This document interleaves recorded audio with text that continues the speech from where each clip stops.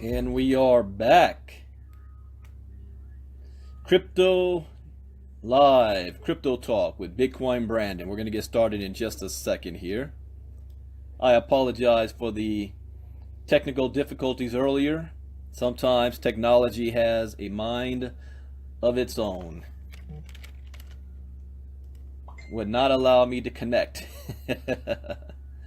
So that's how it is. So we will get started in just a second here. Hope you guys are enjoying your Wednesday. Most of you should be on vacation now. I forgot how that works. If you're working a job, do you get today off as well, or do you gotta wait till tomorrow and then you have tomorrow and Friday off? I forgot how that works. I know my kids have the whole week off for Thanksgiving. I think you just get Thanksgiving and the next day off, Black Friday. So shout out to those of you that's still working a job. This is your last day before a vacation. And those of you that's working a home-based business, every day is a vacation for you, right? All right, we're going to get started in a second. What's going on, Mafuz? Thank you. Happy early Thanksgiving. Like I said, I got jokes, huh? I got jokes. What's going on, Veronica? Welcome, Wick. Welcome.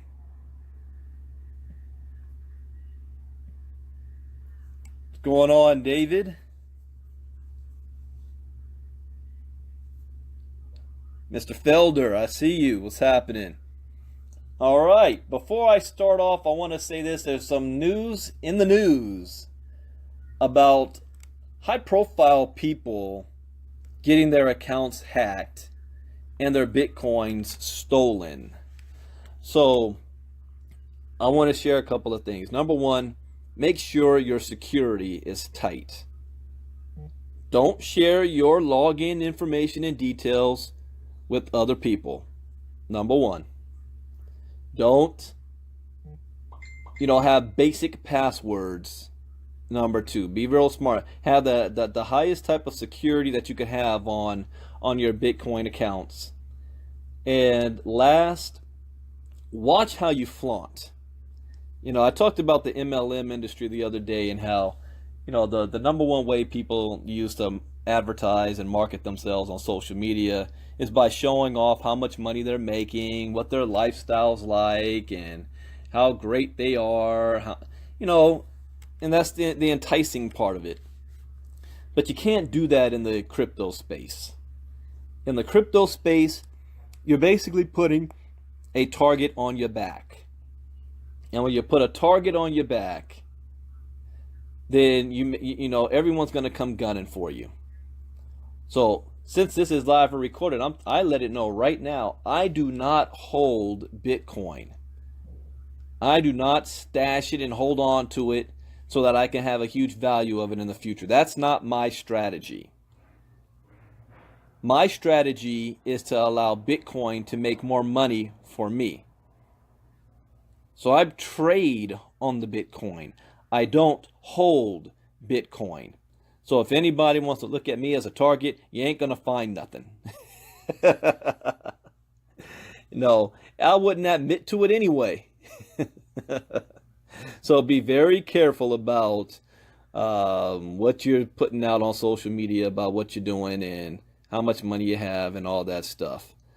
So next is what's going on, Tabby.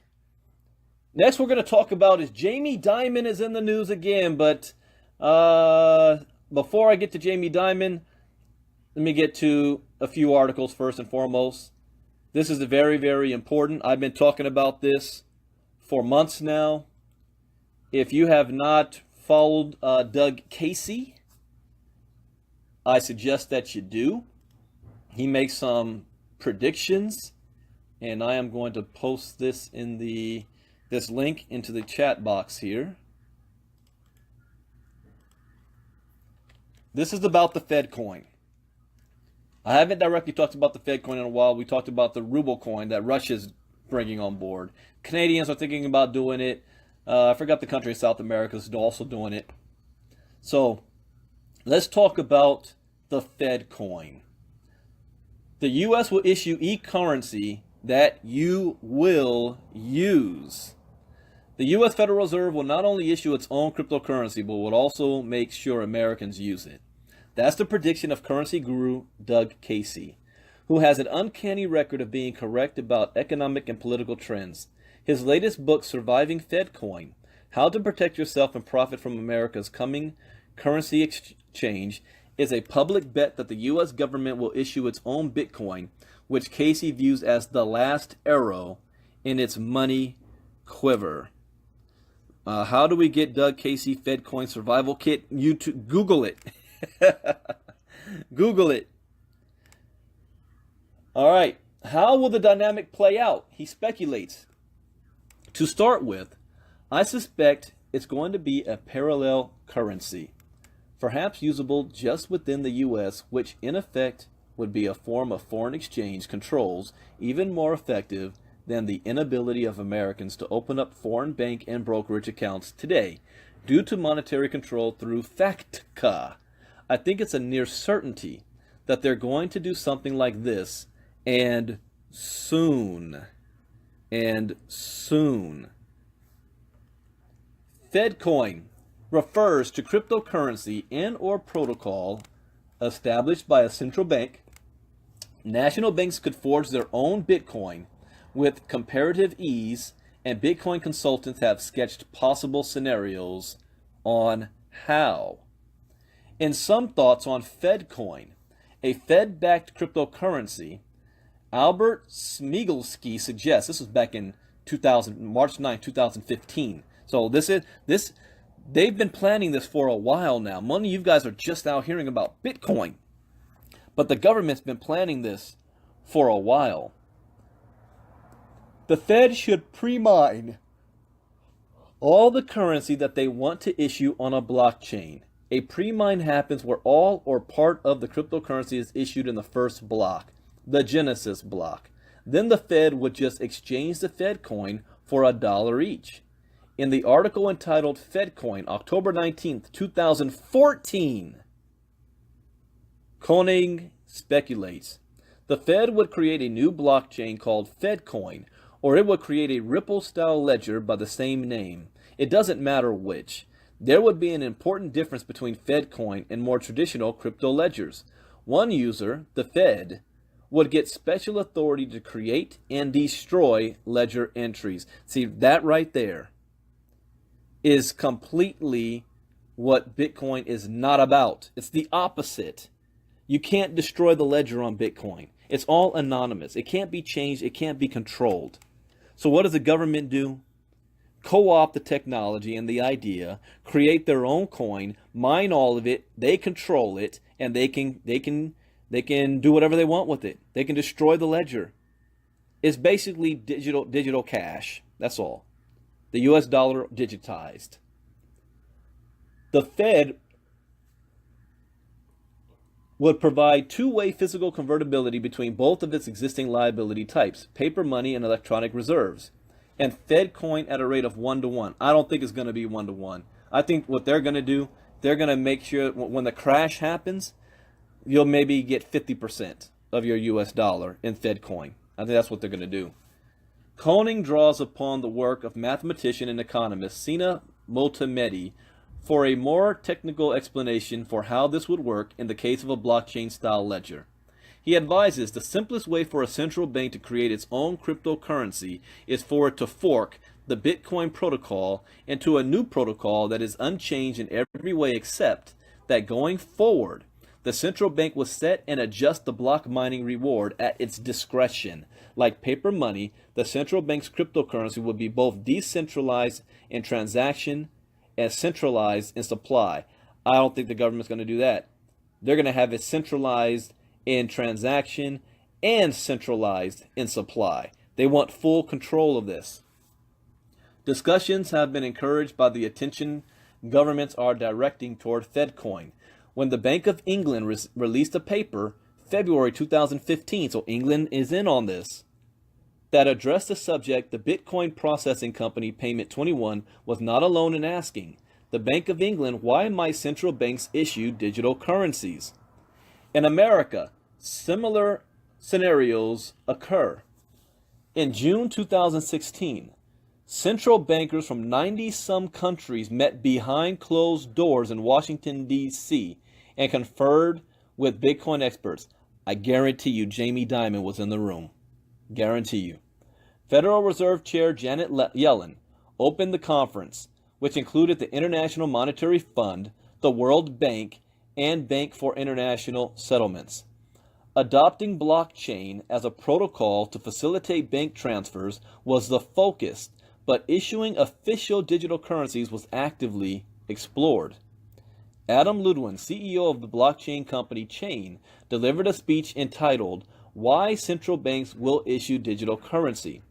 Ludwin urged government attendees to use the revolutionary shift to create new assets for themselves. He said the medium of money has only changed a few times in history, from precious metals to bearer currencies to now our ledger-based electronic systems.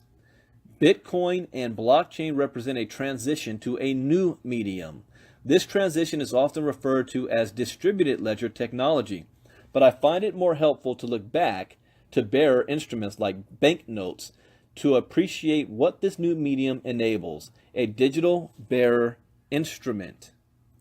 A key argument for Fedcoin is the perceived need to stabilize a cryptocurrency by pegging it to traditionally issued money. The pegging would not necessarily be voluntary. Multimedia explains, just like that, that's an important thing I just said right there. The pegging would not be voluntary. They're going to force this on us. Just like what happened with paper currencies, central banks will eventually step in to create their own cryptocurrency protocols and forbid the use of any others. See what they're doing? They're going to block out any competition and say you can only use our stuff. You know, you think of the book of Revelation when they talk about the mark of the beast, that you're not going to be able to buy or sell anything unless you're doing it their way. This is how this stuff starts. Goes on to say, for simplicity, let's call the central bank cryptocurrency protocol BitDollar. Of course, these BitDollars would always be redeemable in regular dollars by the central bank, at least at first. This is how you wean somebody off of something. You know, you don't just completely take it away. You slowly get them used to the idea of how things are going to work, and then you 100% move to that direction. Now, Koenig is more blunt. It says, now is the time for the rebels to figure out how to create a stable price version of Bitcoin before Darth Vader does it himself. Otherwise, they may someday find themselves closing down their Bitcoin startups in order to write code for the empire. In other words, the same people behind the Bitcoin right now, and I'm not talking about the creators of it, I'm talking about the people that come together in New York to upgrade it, to do the forks, the SegWits, that they're going to be hired by the government to do all that coding for the banks because they're going to pay them a gang of money to do so. So that's what he's saying here. The why of it, according to Casey, Doug Casey addresses America's central banking system, but the circumstances favoring a U.S. Fed coin are mirrored throughout the Western world. He doesn't buy the stability theory. The U.S. government is bankrupt, with liabilities far exceeding assets. Casey explains, Social Security is bankrupt. 47% of the people in this country are net recipients of money from the government. Do you guys know that? 47% of the people are living off the government? Officially, 1/3 of all the U.S. government's assets are student loans. I still pay my student loan, doggone it. Little known fact, about $1 trillion worth of them. The greenback is semi-stabilized by being the world's money, but its privileged status is being shaken by nations such as China and Russia, who aggressively seek alternative mediums for global commerce. Let me stop right there. That's why I always say, you guys, you've got to educate yourself. I start my day off reading, and I end my day off reading. You have to be a professional. I've been living off of Bitcoin now for 3 months, full time. I'm talking, people are getting hacked. I may not talk about how much money I'm making. I don't want to be no target. Let's just say I'm living off of Bitcoin. And when the world is looking at cryptocurrency as a way to get away from the US dollar so that they can avoid sanctions, they're going to do so. That's why I don't understand why the US government is not jumping ahead on this thing. Canada's far ahead of us. Vladimir Putin is personally invested in what the ruble coin is doing and what they're going to be doing in Russia with mining. They already have 2 cities set up as pilot cities.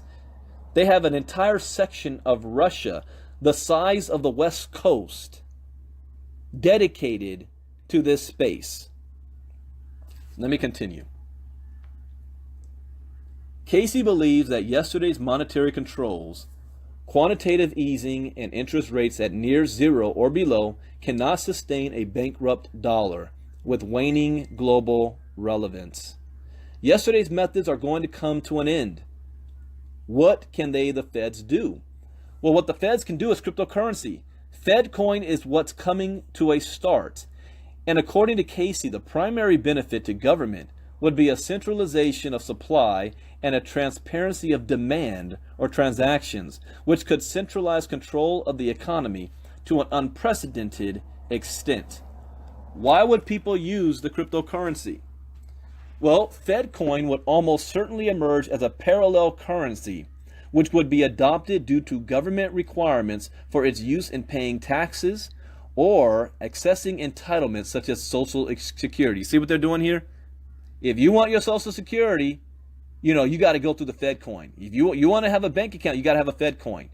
This is how they're going to force people to use it. Increasingly, however, Fedcoin will become a tool to push toward a cashless society because physical money provides a privacy that prevents government control. This is another form of control for them. Casey observes that the Feds like to blame a lot of problems on a lack of transparency. But with blockchain and the Fedcoin technology, they can see everything everywhere. It's Big Brother. So it's complete transparency. Without cash, you have no privacy. If you have to put everything through a bank account, the government knows exactly what you're buying, what you're selling, how much you are earning. They're in complete control, able to take what they want, including your entire account, if you become politically undesirable. In other words, they can shut your account down. They can shut your account down. There's nothing you can do about it if they want to. Fedcoin would give the government godlike ability to track wealth. The justification would be to prevent criminal activities such as drug dealing and money laundering. Remember when I read the Satoshi Revolution? I'm still need to catch up on that. What does the government do in history whenever they feel threatened by anything? Number one, they criminalize it. They'll call it illegal. They'll say that there's a lot of criminal activity taking place with it. Number two, they will ban it. They will ban it or attempt to hinder it in every way possible. Number three, if all else fails, they will co-opt it. They will steal the technology, create their own so that they can have complete control and be able to tax it and regulate it. So whenever you hear these bankers, when they're coming out calling Bitcoin a bubble or Bitcoin a fraud, you will always see them say, well, we got to watch out for fraud and we got to watch out for drug dealing and all that kind of crap, as if 99.9% of all fraud in the world isn't being used by the US dollar. All of a sudden, they're concerned about Bitcoin fraud. And you'll hear more about that because I'm going to read about Jaime Dimon in a moment. This is a classic tactic of what they're going to use. So, counter arguments can be easily made. For example, most black or gray market activities are peaceful and not properly criminal, but Casey focuses on the harm inflicted on the prosperity and freedom of average people. People that are dealing in what's called the underground economy are actually providing useful goods and services, he observes. If the government extracts its 30 or 40% in taxes, which they will be able to do now with FedCoin, that is going to hurt the economy, not help it. It will help the U.S. government, but that's different from the economy in America. The government would grow richer, not the people. It would also become a more powerful engine of social control. In terms of privacy, FedCoin could become the anti-cash. If I've got a $100 bill in my wallet, or a bunch of 10s and 20s, Casey explains, I could spend them on anything I want, with anybody I want, and nobody knows. With blockchain controlled by the feds, they know exactly who's getting the money and what it's being spent for. It can be programmed, perhaps through a mechanism similar to smart contracts, so that certain transactions can't take place. So you are pretty well blocked in. See, I have a BitPay card. I can live completely off the grid. I don't have to use the banks. I can buy groceries. I can pay my bills. I can pull out money from the bank. I can do whatever I want without the government knowing exactly what I'm doing, because I'm doing it through Bitcoin. But if you get this Fed coin, then the government's going to know exactly what you're doing, when you're doing it, who you're doing it with, and how much money. And if they don't like it, they can shut you down. Fat people, I'm going to use some examples here. Fat people could be prevented from buying sugar. Gun owners could be cut off from ammunition. Teenagers could be banned from buying beer, cigarettes, or video games. The possibilities seem almost infinite. I mean, if you guys pay attention to the news right now, there is, I think what Trump is trying to do is reverse an Obama decision for net neutrality. And if he succeeds, that means that cable or internet providers can block you from seeing certain websites if they want to. They can shut certain things down. It's going to be like communist China. And it's happened before. That's why Obama had the net neutrality, for net freedom. You porn lovers out there, better watch out. The government can shut you down. Pay attention. So let me continue reading here. The possibilities seem almost infinite. In doing so, FedCoin would merely extend existing policies under food stamp programs that prohibit spending on alcohol, casinos, or strip clubs. The efficiency would be so much greater, however, that the difference of degree would become one of a kind. The government could prohibit anything without even passing a law. If your FedCoin smartphone or chip isn't programmed to let you buy that, how are you going to get it? Politically controversial items like a gun registry could become irrelevant. One of Casey's dystopian predictions seems doubtful to me. However, it is the idea that many or most Americans would embrace being physically chipped. Didn't I just talk about the mark of the beast? But then I may simply have more confidence in average people when it comes to recognizing their own self-interest. Really? I don't. You think so? You look at current politics right now, and that tells you that the average American has absolutely no common sense when it comes to their own self-interest. People vote against their self-interest every day. I remember, and I don't want to get too political here because it's not about politics, Democrats or Republicans, but I want to use this as an example.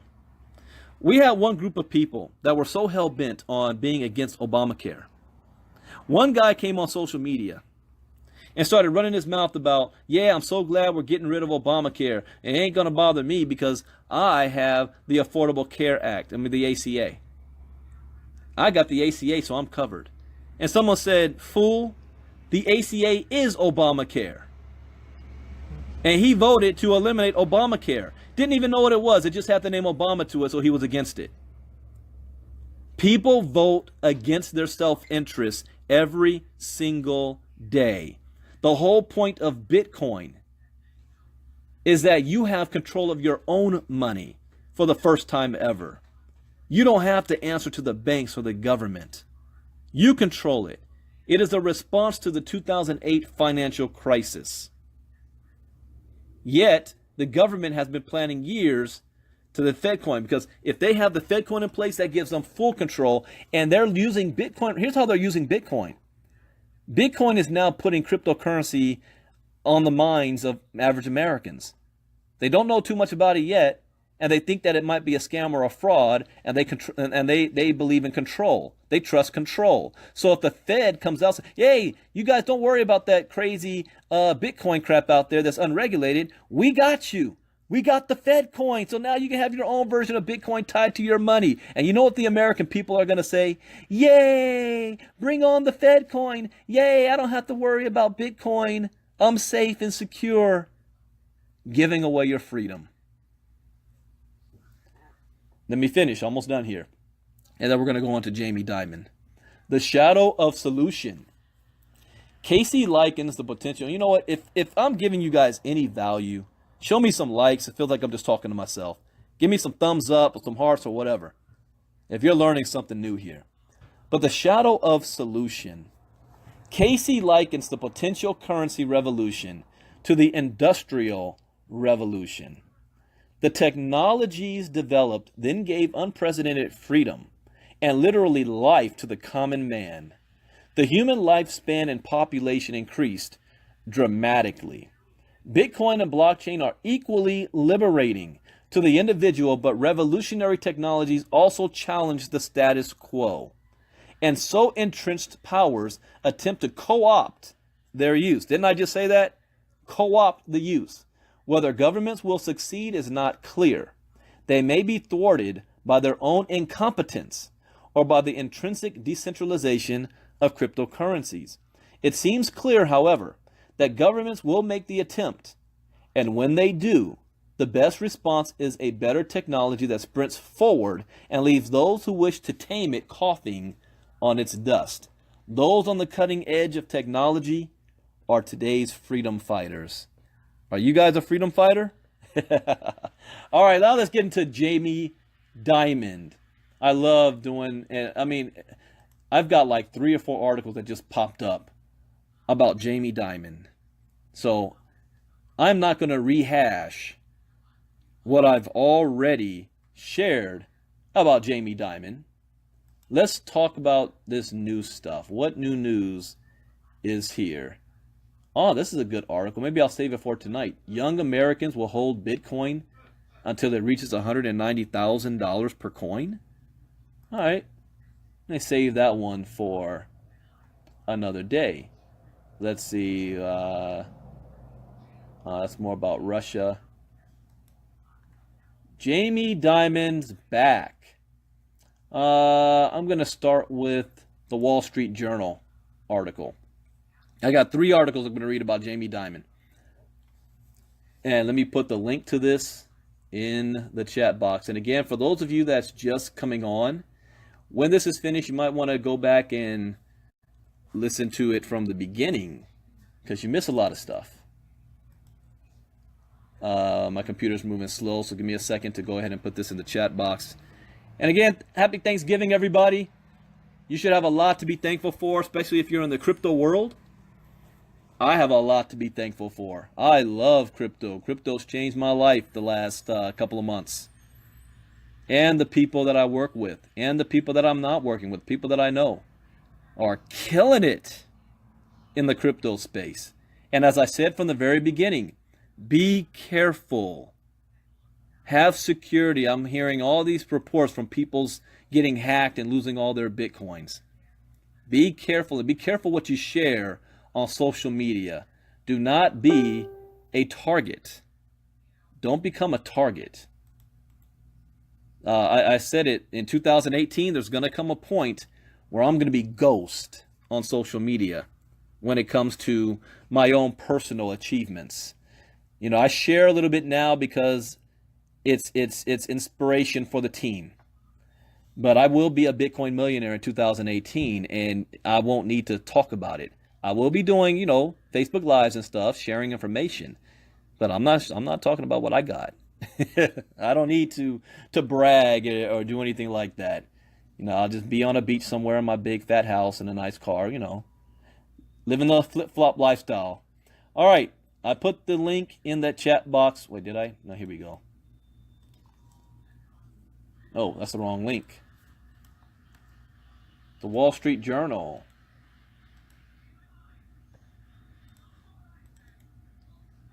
All right, the title of this: maybe Bitcoin isn't untouchable at JP Morgan after all.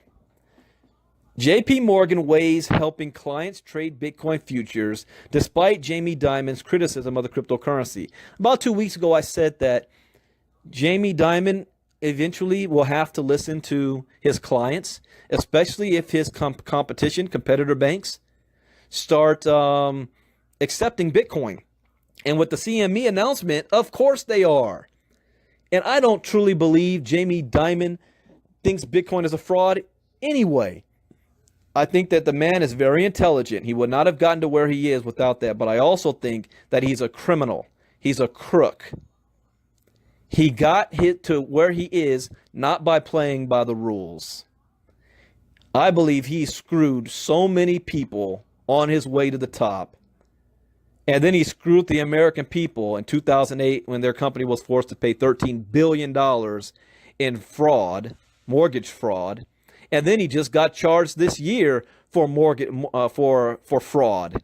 Last month he got charged with fraud. So let's read the article.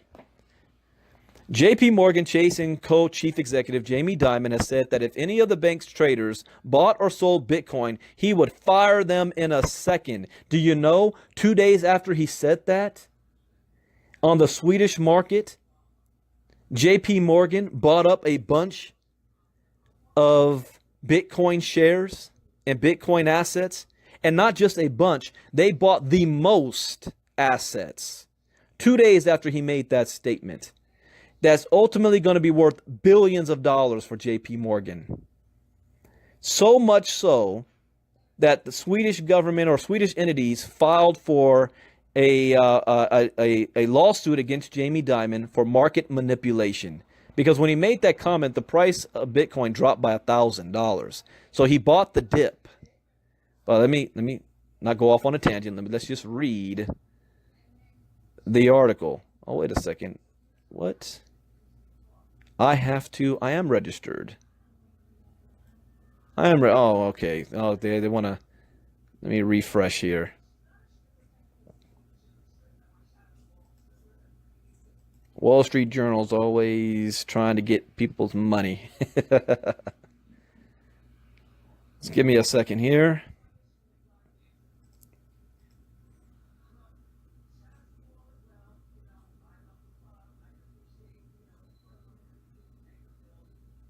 Oh, what now? I lost internet connection? Oh, somebody does not want me to share this information. Funny how that always happens.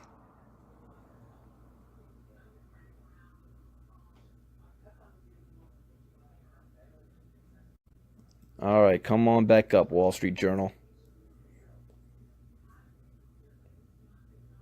They're asking me this. All right, well, I'll have to skip the Wall Street Journal. I'll go to this other one. This gives you...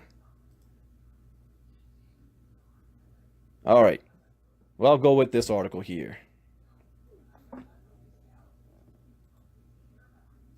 And I will put the link in the chat box. All right, JP Morgan capitulates.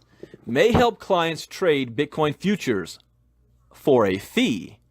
On September 12th, Jamie Dimon caused a stir and sell-off within the cryptocurrency community when he lashed out at Bitcoin, calling it a fraud, which is worse than tulip bulbs, predicting it won't end well, will blow up, and someone is going to get killed.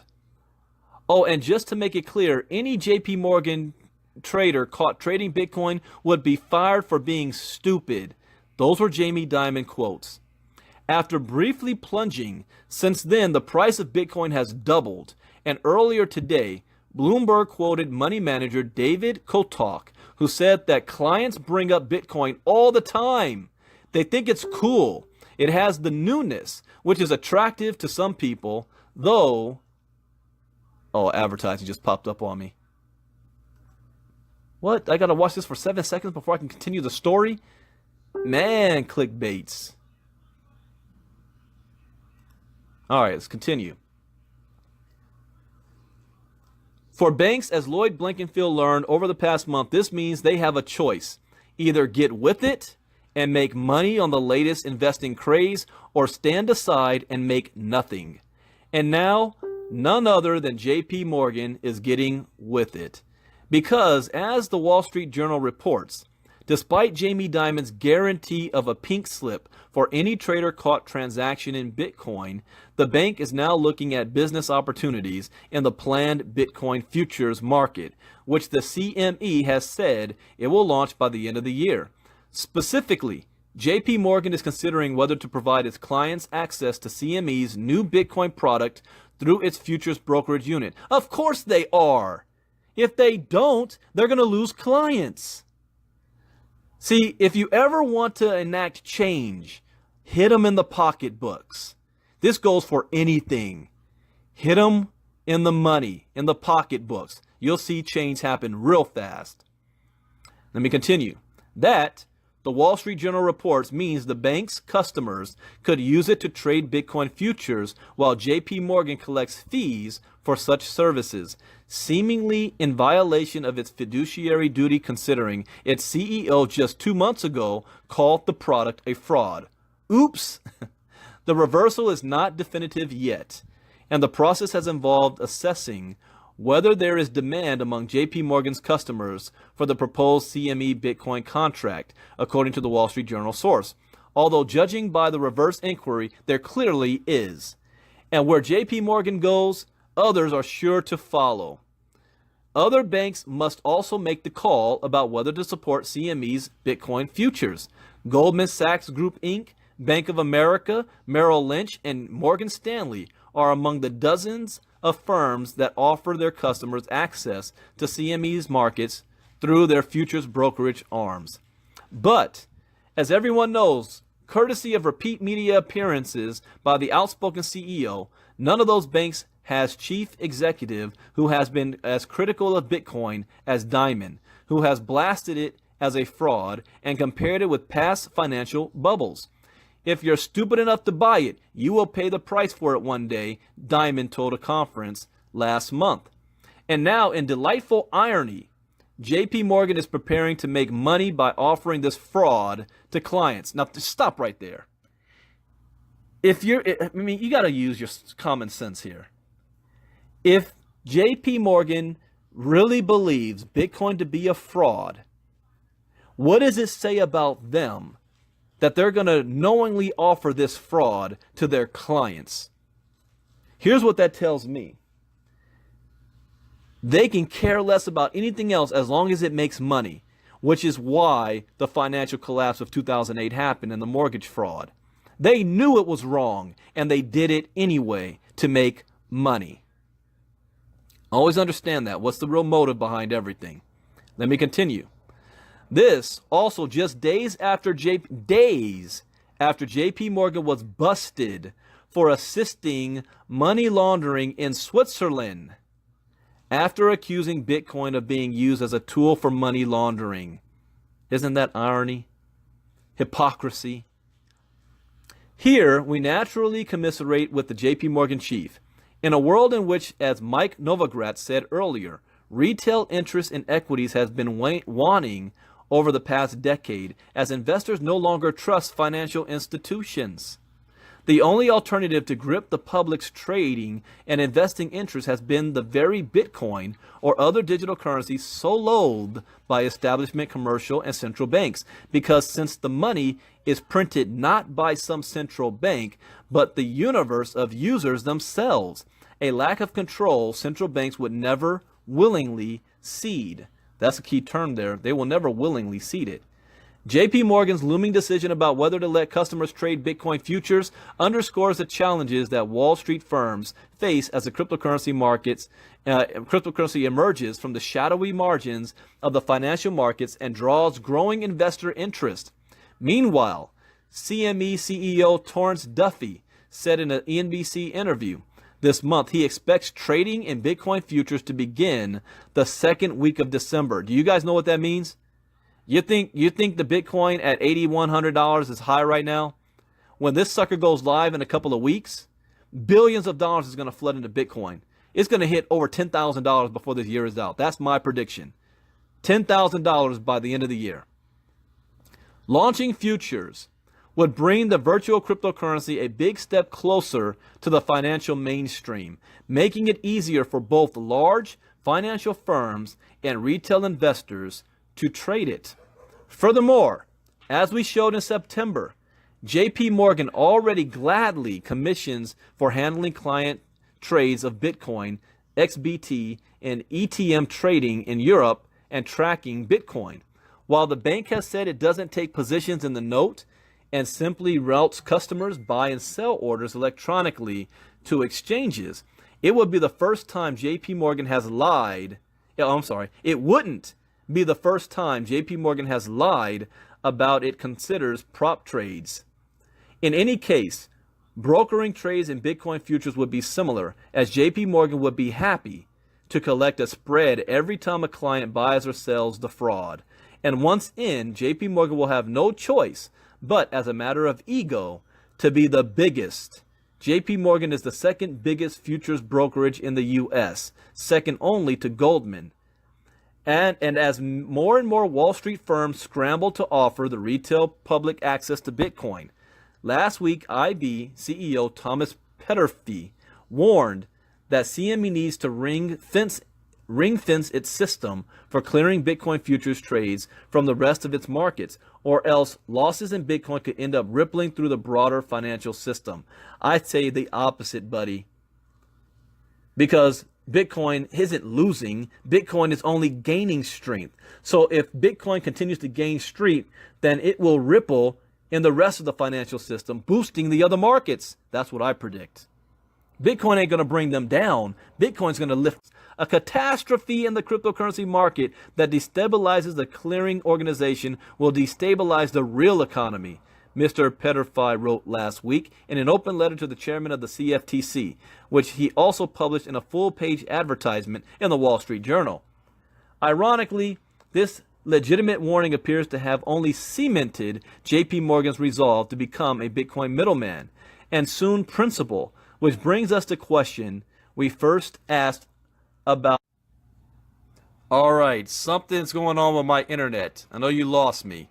So I had to disconnect my Wi-Fi. I'm at home right now. So let's see if the mobile has a problem. Anytime I start talking like this, it's like the system is trying to shut me down. All right, I got one last article on this topic to cover because this just came out while I was talking 5 minutes ago.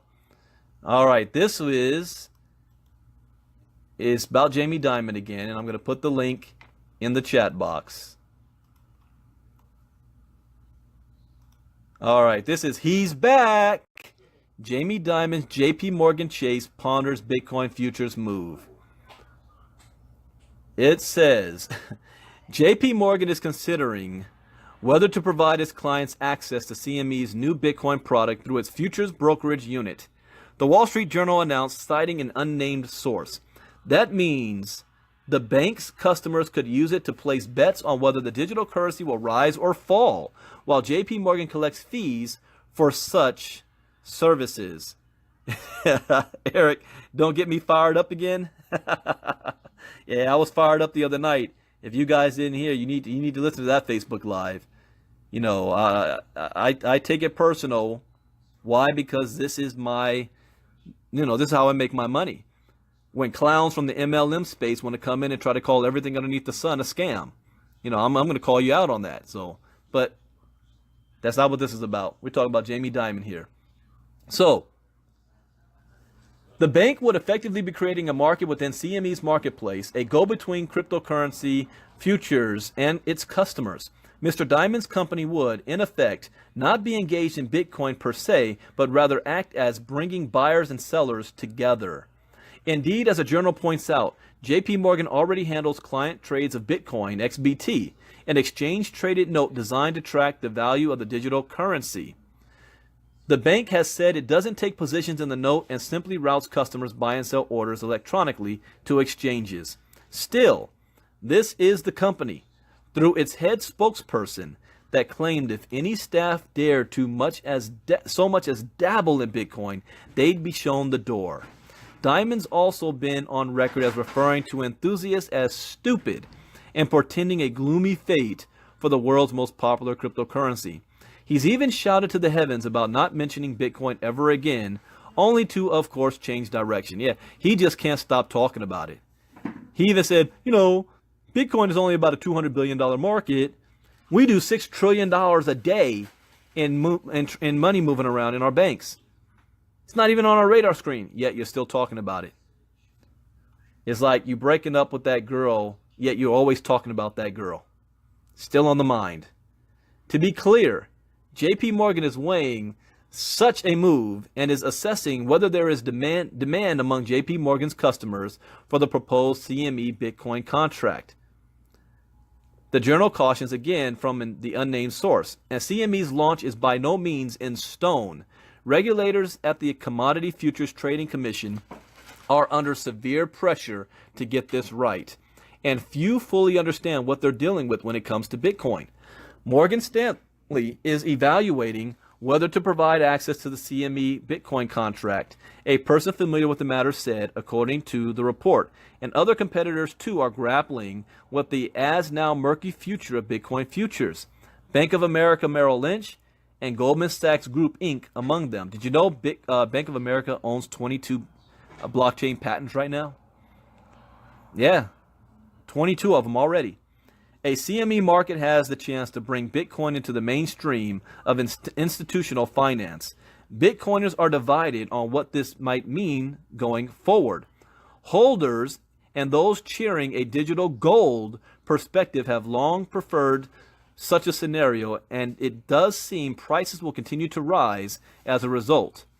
Others worry CME and its crowd will bring with them more law enforcement heat, barriers to entry, and make Bitcoin even less of a fungible everyday medium of exchange. Here's my problem with that scenario. That would be true if Bitcoin was just in the United States. Bitcoin is worldwide. Worldwide. You can't stop it. You can't shut it down. You can't regulate it. Only thing you can do is try to hinder it. And if you try to hinder it, who are you hurting? You're hurting your citizens, and you're putting them a step behind other countries whose citizens are in this space, whose innovators are in this space. They're starting companies in this space. Yet you're putting your foot down on Americans and holding us back. In turn, you're going to hurt the country by doing so, because we're not going to be competitive. Canada will be the place to go. Canada is doing the opposite of America. They're embracing this. America is not, because America is trying to hold on to the status quo, and we're going to lose. How do you ever see the downfall of huge empires in history? It has never been because they were conquered from an outside force. It has always been because they have dissolved from within, trying to keep and maintain the status quo instead of adopting and moving forward. I have hope for America, but we will see what happens in the future. So that's it, ladies and gentlemen. Crypto talk for the day. We'll see how the news pans out for the rest of the day to see if I do a late night crypto talk tonight, or I might just do a different topic for a late night crypto talk. Getting ready for the new year. You guys ready for that? Are you guys positioned for the new year, or are you going to wait until December 31st to do your New Year's resolution? I say don't wait. Sprint into it. Start it right now. I started when my New Year's resolution was? October 1st. October 1st, I started my New Year's resolution. and we're sprinting into it. You can still make Christmas the best Christmas you've ever had. I already know that 2018's Christmas will be the best our family will ever have. But this one ain't going to be bad. So with that, guys, remember, protect yourselves, protect your crypto from the hackers. Watch what you post on social media, bragging about what you got. You make yourself a target. Bitcoin Brandon out. Have a great day and happy Thanksgiving to everybody. Bye-bye.